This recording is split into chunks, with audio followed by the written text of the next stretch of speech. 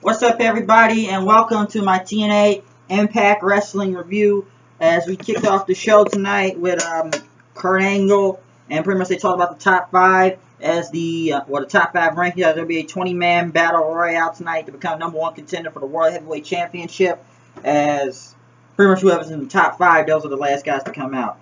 Kurt Angle, he came out and he said his one reason he wants to become TNA World Champion again, and he pretty much talked about the 20-man match tonight and how he's pretty much at the top in the ranking. And it's real. It's damn real that he will become the real #1 contender tonight.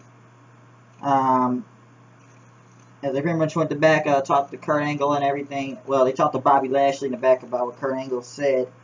And, yeah, he's saying, he wants to fight and everything, but he won't be in for a World Heavyweight title and stuff. And he says they were going to talk later on tonight. Matt Hardy and the Wolves went against the Revolution, Storm, Abyss, and Manic, which he looked like symbiote Spider-Man, as Taz tried to put it, which was a really great match, I'll say that. Which I did kind of like the end when Matt hit the Twist of Fate and a foot stomp at the same time, and then the next foot stomp from Richards then to win the match, as Matt Hardy and the Wolves beat the Revolution. So that was pretty much fun and everything. After that, the Revolution pretty much beat up Matt Hardy and the Wolves, then throwing him out the ring. And then Abyss hit a black hole slam on him since he took the pin and everything.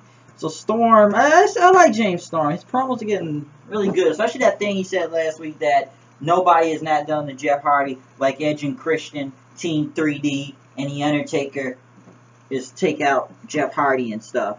So that's why.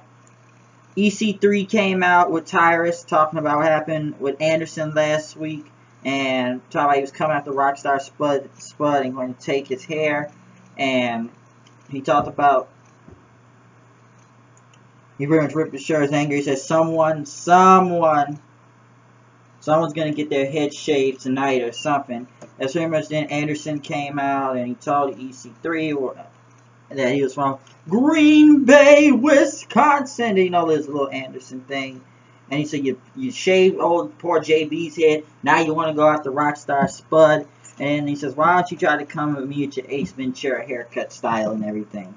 And you want to try and take away his dignity. But when Anderson walked up to the ring, Tyrus was blocking him. He got in his way and blocked him. He says, yeah, you're a big guy. He says, why don't you turn around? Mandrews and Spud were pretty much came through the back, and when he told him to turn around, they pretty much did a double drop kick on EC3, took out Tyrus. They were going after EC3, they were about to shave his head, but Tyrus made the save, and pretty much after that, they shaved Tyrus's head then. So he got his mohawk shaved off, Tyrus. As the fans started chanting, scout then, they started chanting that. Then they showed, MVP and BDC that they will stand tall tonight. Joe, Low-Key, and Kenny King. They talked to them. But the second one was good with EC3 and Anderson. And now sorry Anderson is in this, but he's here. Mickie James is here tonight in Scotland, talking about this whole Bram thing. Al Snow is in the ring, getting ready to fight Grado, which I still don't know much about this kid and everything, but I thought Al Snow was about to win and everything, but this whole Grado thing, I don't know. He beat Snow. It was an alright match. So I haven't watched British Boot Camp, so I don't know much about this guy, Grado. I just know who Al Snow is, but I don't know. Maybe he'll go somewhere. He beat Snow. Snow shook his hand and raised it up because he kept talking about the disrespect he was doing on there. He raised his hand up and everything, and after that, Joe and Low-Key beating up both those guys, jumping them until somebody with a mask hood came out and a hoodie and everything.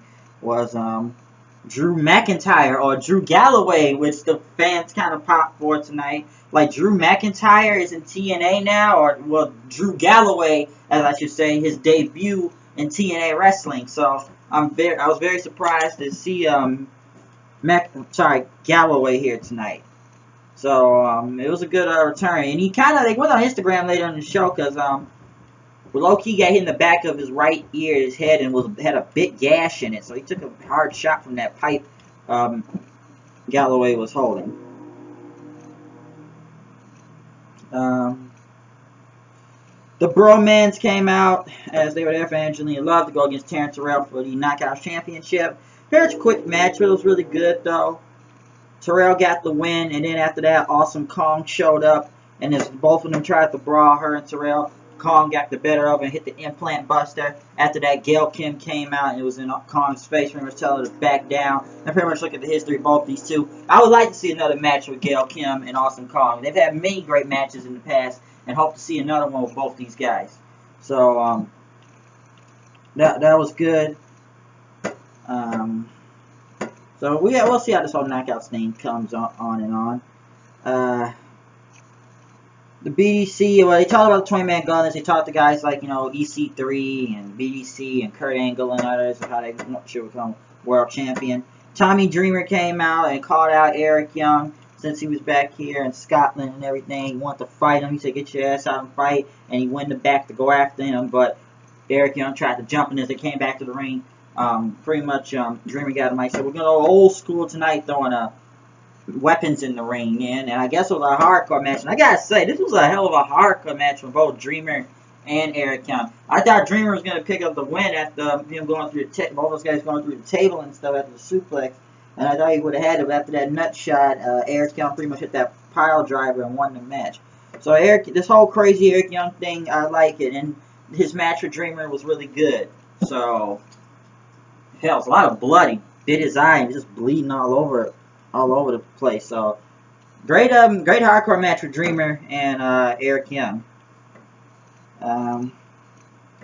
The show defeats the Fire Case video with Magnus as Mickie James finally making her return to TNA in a long time now. Ever since she's engaged and now has a kid with Magnus, and they got her booed when it was like engaged and everything. She called out Manic and everything. I mean, she called out Bram, saying like you can't have what he has, and then Bram says the reason why Magnus isn't going away because he had a kid and got stuck with a redneck like you, and it's in the position he's in. And that pretty much Mickie James said Magnus would kick his ass, and he pretty much called Bram a whiny little bitch and stuff. And Bram pretty much was about to go at her with that cue ball he had Magnus with about a few weeks ago, and pretty much Mickie James slapped Bram in, and security and referees got in the ring to block both of them off. So I don't know what's gonna happen there, but great promo from both of them. Just so Bram, because we know Bram can get crazy and everything and reckless and ruthless. So I want to see more out of that. So I don't know what's gonna happen, but we'll just have to wait and see with Bram and Magnus, and how Mickie James will still be here. Because I didn't think Mickie James was still in TNA, but she's still in TNA Wrestling, so that's why. The 20-man gauntlet, which what Kenny King and Austin Aries started off with, which I don't know the top 5 a lot, but there was more people coming in from Sergeant Chris Melendez, which I was proud to see in that match. The Broman, Sonata, Samuel Shaw, Gunna, Crazy Steve, Anderson, Tyrus, EC3, all those guys. I'm surprised to see a few eliminations like EC3 near the end. The 20-man pretty much battle royale pretty much kind of came to the end with well, it was Austin Aries and Kurt Angle with the BDC, but then between Kurt Angle and the BDC, Angle was able to eliminate Joe, King, and Loki, but he couldn't get MVP, as the MVP pretty much hit that player's boot on him out of the ring then, and now he's the new #1 contender for Bobby Lashley's title next week. So it will be, there will be a title match next week with MVP versus Bobby Lashley for the World Heavyweight Championship. A lot of things we got to see on TNA tonight. Seeing Drew McIntyre, Galloway's debut, Mickie James returning back into TNA Wrestling. It was a lot tonight.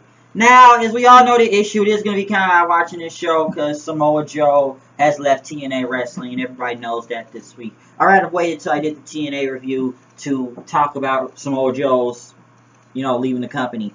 I was very surprised Samoa Joe left the company, and he's part of ways. I don't know what's going to happen with this whole BDC thing, how this is going to go down. I'm sad that they've lost another TNA original and stuff, so that is kind of sad.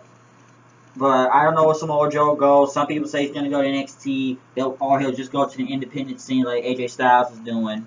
And yes, AJ has been making more money. He's been a bigger star in the indie scene ever since he left TNA Wrestling. So I don't know what's in the future for Samoa Joe. Maybe Samoa Joe will be back in TNA one day. I'm not sure. But at this point, Samoa Joe is no longer with TNA Wrestling. And I was very surprised to see that. But once again, it's me, HDD, coming with the news and reviews. You know I am, know what I do with the show. I go, flow, it's going down. It's today, and now I am done with this review of TNA. I'm out of here. I'll see you guys later. Peace. Watch out for Fastlane.